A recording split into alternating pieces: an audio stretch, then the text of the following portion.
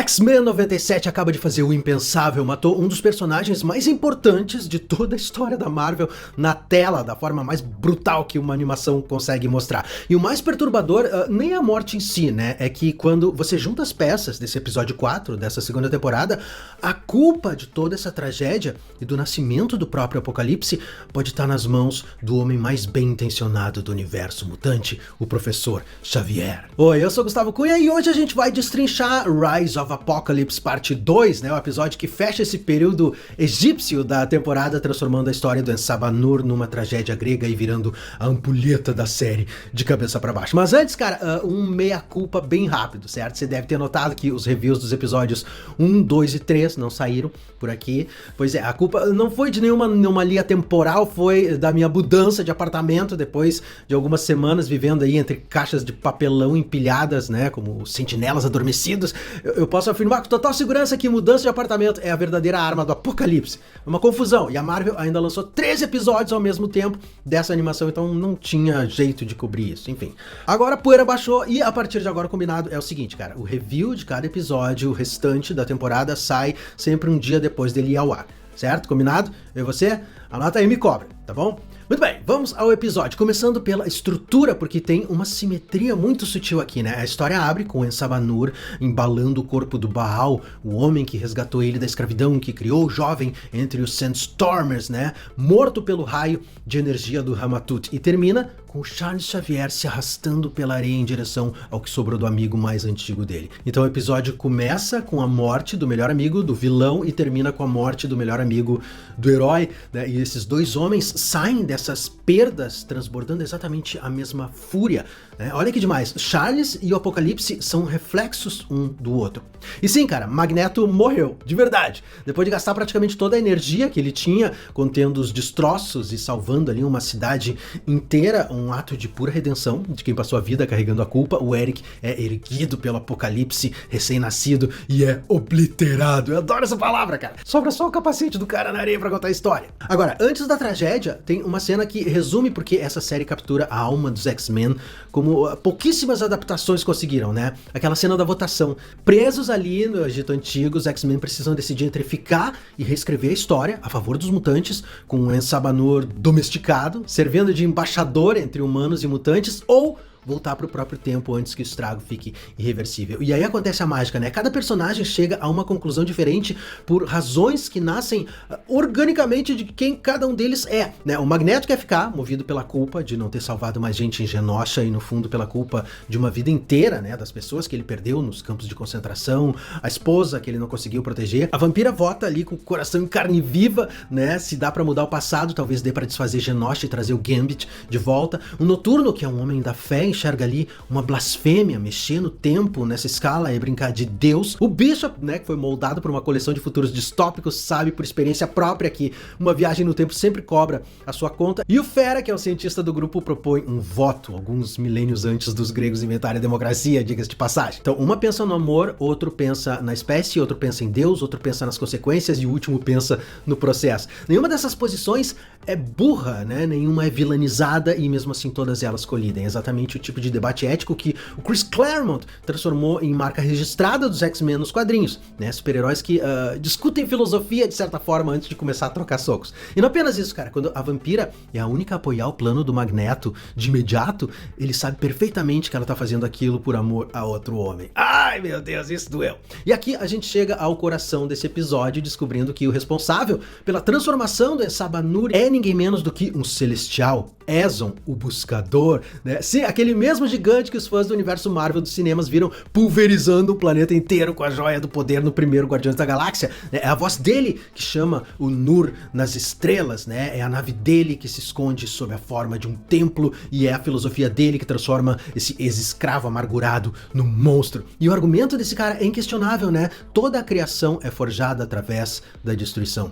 Essa é uma verdade própria da natureza. Pensa nos vulcões, por exemplo, né? Uma erupção é o evento mais destrutivo que a Terra consegue produzir sozinha. Ela engole cidades, esteriliza paisagens, apaga tudo que ela toca e, ao mesmo tempo, a cinza vulcânica é um dos fertilizantes mais poderosos que existem. As encostas de vulcões estão ali entre os solos mais férteis do planeta, velho. E civilizações inteiras floresceram exatamente nesses lugares, plantando hoje em cima da destruição de ontem.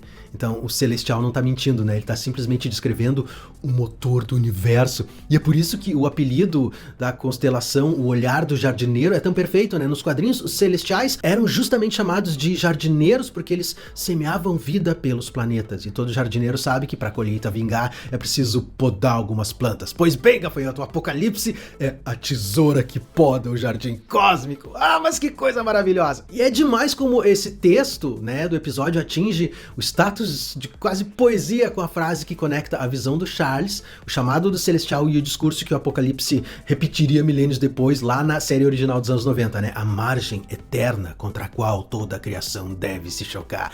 Ninguém fala assim na vida real, obviamente, né? E é exatamente esse o ponto. O Xavier, o Magneto, o Apocalipse, eles não conversam como pessoas normais, porque eles não são pessoas normais, né? Eles são forças da natureza, debatendo os desígnios do destino. Quando a série coloca esse tipo de construção no roteiro, ela tá apostando que eu e você, do outro lado da tela, somos inteligentes o suficiente para acompanhar sem ninguém mastigar nada para nós, né? E isso é uma celebração da inteligência do público. Então, obrigado X-Men 97 por não achar que nós somos idiotas. E esse episódio tá completamente cheio de exemplos dessa confiança no espectador, né? Os artistas transformaram, por exemplo, os olhos num elemento narrativo recorrente. O destino de cada personagem aparece refletido nos olhos, né? A Força Fênix no olho da mãe Ascani, o templo refletido nos olhos do Ensabanur no momento da escolha, a morte do Magneto refletida nos olhos do Charles.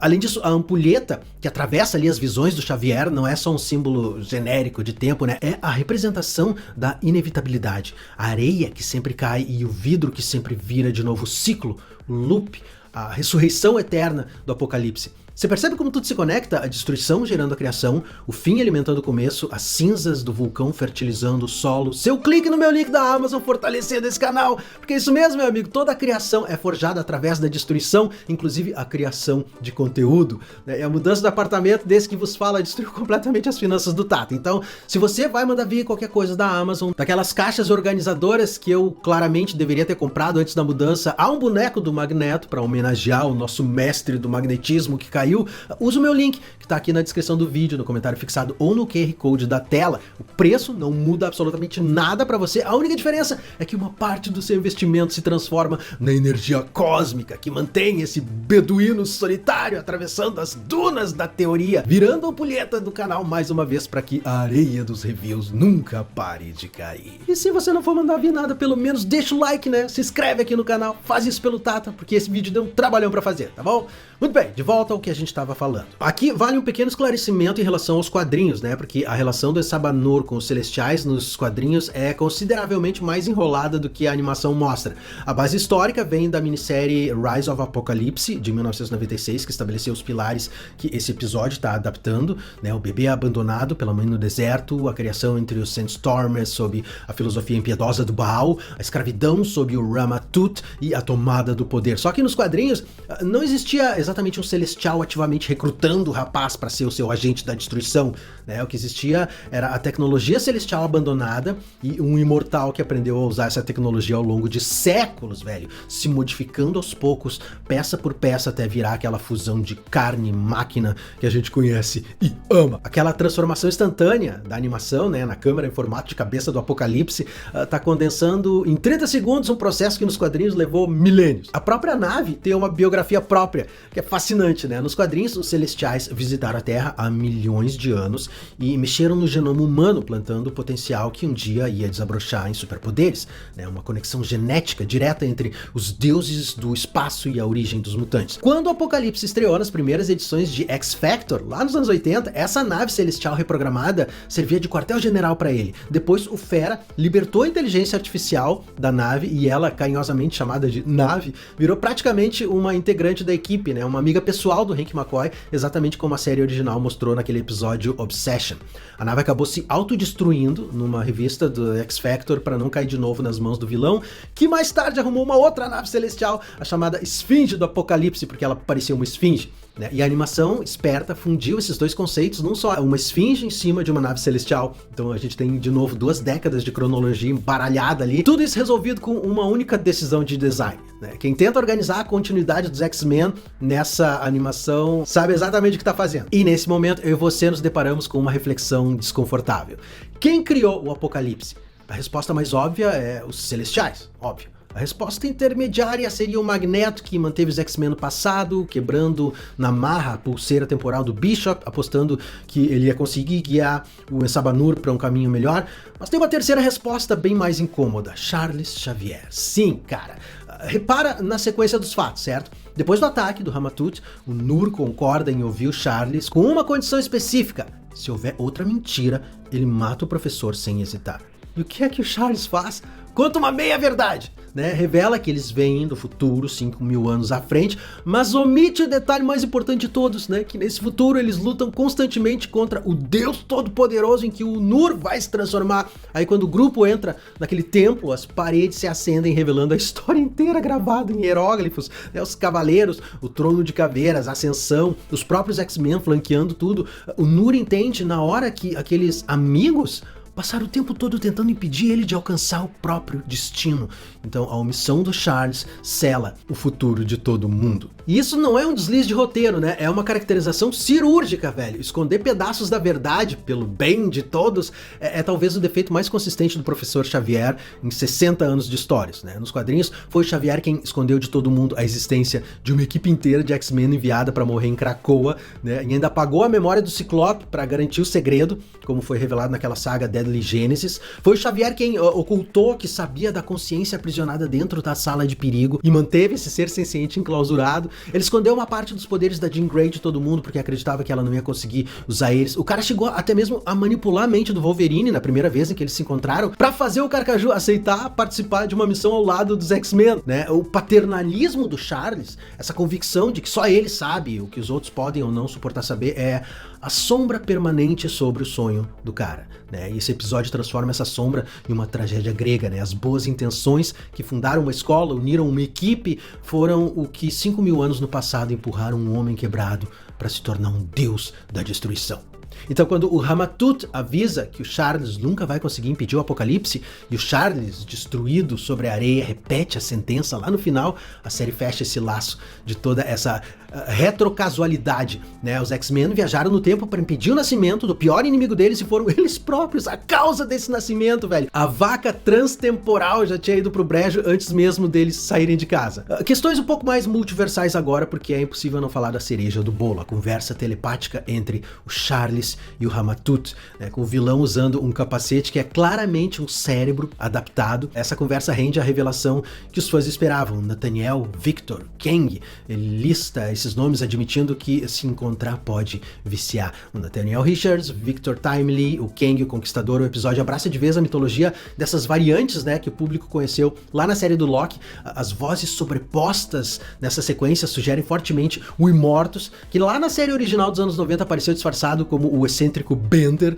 né, o guardião do eixo do tempo, aquele ponto fora da realidade em torno do qual o passado, o presente e o futuro ficam dançando constantemente. Nos quadrinhos, como a gente já viu várias vezes aqui nesse canal, o Ramatut estreou na revista do Quarteto Fantástico, número 19, lá em 1963, né, e passou por tantos retcons ao longo da vida que hoje é oficialmente um emaranhado de variantes, né, e a série parece disposta a brincar com isso sem se afogar na burocracia multiversal. E nós também não podemos deixar de falar também sobre a Kandra, a serva do Ramatut, que ele consola ali antes de fugir, dizendo que o destino dela começa naquele dia, porque o poder do apocalipse só pode ser desafiado por uma força externa. E aqui vale um minuto pra apresentar essa moça direito, cara, porque ela é bem mais importante do que parece. Nos quadrinhos, a Kendra estreou na primeira minissérie solo do Gambit, em 1993, e ela é uma externa. Os externos são um grupo seleto de mutantes imortais que atravessam os séculos e que, segundo a mitologia clássica, só podem ser mortos por outro externo. Ou seja, o Ramatut não está só consolando uma serva, ele está anunciando o nascimento de uma imortal.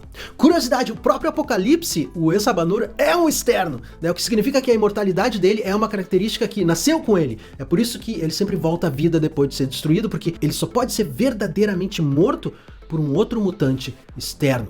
como a Kendra. Esse episódio tem uma cena pós-créditos, caso você não saiba, o Wolverine ali num telhado em Paris, com aquela mesma roupa do episódio clássico Old Soldiers, né, reencontrando o Capitão América depois de 50 anos e recebendo das mãos do Capitão e da Viúva Negra, com aquele uniforme clássico dos quadrinhos também, uma pasta sobre o programa Arma X. O título do próximo episódio brinca com o clássico episódio Weapon X, Lies and Videotape da série original, aquele que o Logan reencontra o Dentes de Sabre, a Silver Fox e o Maverick no complexo abandonado do programa Arma X. Então a velha banda está voltando aos palcos e o Tata vai estar na fila do gargarejo. No fim das contas, esse Rise of Apocalypse parte 2 é sobre a pergunta mais antiga da ficção de viagem no tempo, né? Afinal de contas, é possível mudar o destino? A resposta vem com uma honestidade que chega a doer, né? A areia da ampulheta sempre cai, o vidro sempre vira novamente. E ainda assim esse episódio se recusa a cair no mero niilismo, né? O Magneto morre exatamente no momento em que pela primeira vez ele usa a culpa de uma vida inteira para fazer a coisa certa. Quer dizer, o destino pode ser inevitável, mas a escolha de quem você é diante dele continua sendo sua. É essa profundidade, cara, que os X-Men sempre tiveram nos quadrinhos. A perseguição, culpa, fé, amor e ética, né? Tudo embrulhado em uniformes coloridos, e que essa animação, pela segunda temporada consecutiva, consegue capturar com uma precisão que as superproduções lá de 9 dígitos simplesmente não conseguem traduzir na tela grande. Bom, eu espero você no review do episódio 5, um dia depois dele ir pro ar, certo? Porque a ampulheta acaba de virar mais uma vez. Não esquece que tem aquele meu link da Amazon aqui embaixo na descrição do vídeo para você mandar vir tudo que você precisa, para você ir para sua casa e de quebra ajudar esse canal a permanecer no ar. E eu vejo você muito em breve, cara. Até lá, fica com Deus, permaneça bem, permaneça seguro, tá certo? Uma vez mais, muito obrigado e até a próxima!